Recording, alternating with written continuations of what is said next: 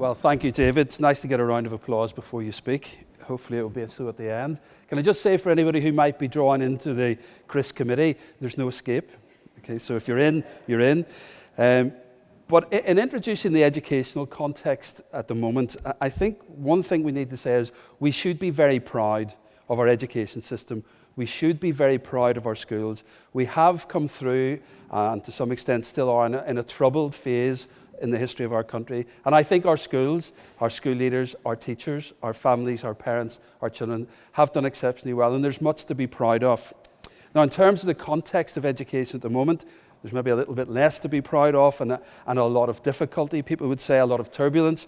But in very basic terms, we find ourselves in an educational context where there is increasing accountability from all sorts of people. There is an increasing drive for standards to rise. And while we would never argue against either of those, the difficulty we have is this is always against the background of vastly reducing resources and very vastly diminishing support for schools, teachers and school leaders. So it is a difficult landscape at the minute, there's no doubt. So collaboration is essential, cooperation is essential, and self-help is essential. Maybe as school leaders and teachers and so on, and those involved in the wider context of education, we wish it wasn't so, but it is. And so collaboration, cooperation and self-help are actually essential.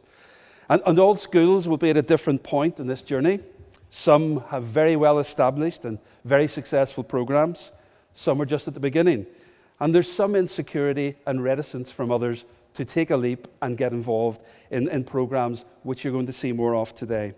But at CRIS, we would say schools collaborating presents great opportunities. When successful ventures are showcased at the end, so the end product is displayed and they're rightly celebrated. But what sometimes we miss out on is when we look only at outcomes and how much outcome did we get for the investment, what we do miss out on is there are many building blocks along the way. And some of CRIS's work is painstaking, it's supportive, it is collaborative in its own nature, but a lot of the work is in preparing the ground, if you like. Today, you will see something of this process. As well as being able to celebrate some highly successful outcomes, you will also see the process, and we have 5 case studies which we will show you.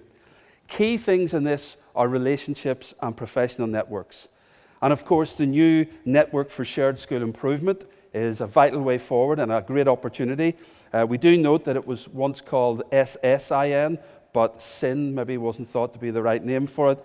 And then I was thinking that it's better than an initiative which ran in England and Wales about 8 or 9 years ago, which was Troops into Teachers. You can work it out.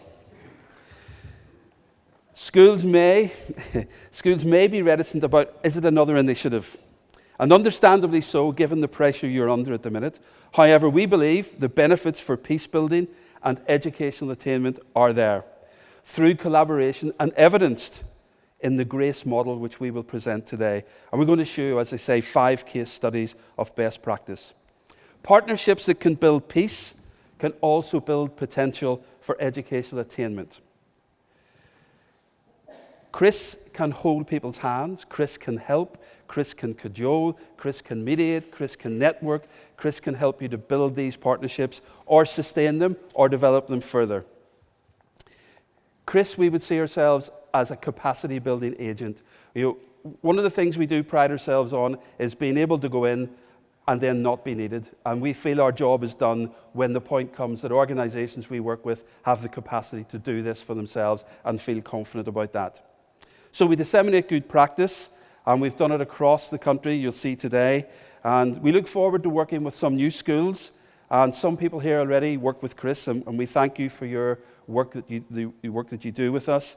So we hope, I suppose, today that you will see that despite very real pressures in education, the GRACE model provides many opportunities, and we look forward to working with more of you. You're very welcome to our conference today. Thank you.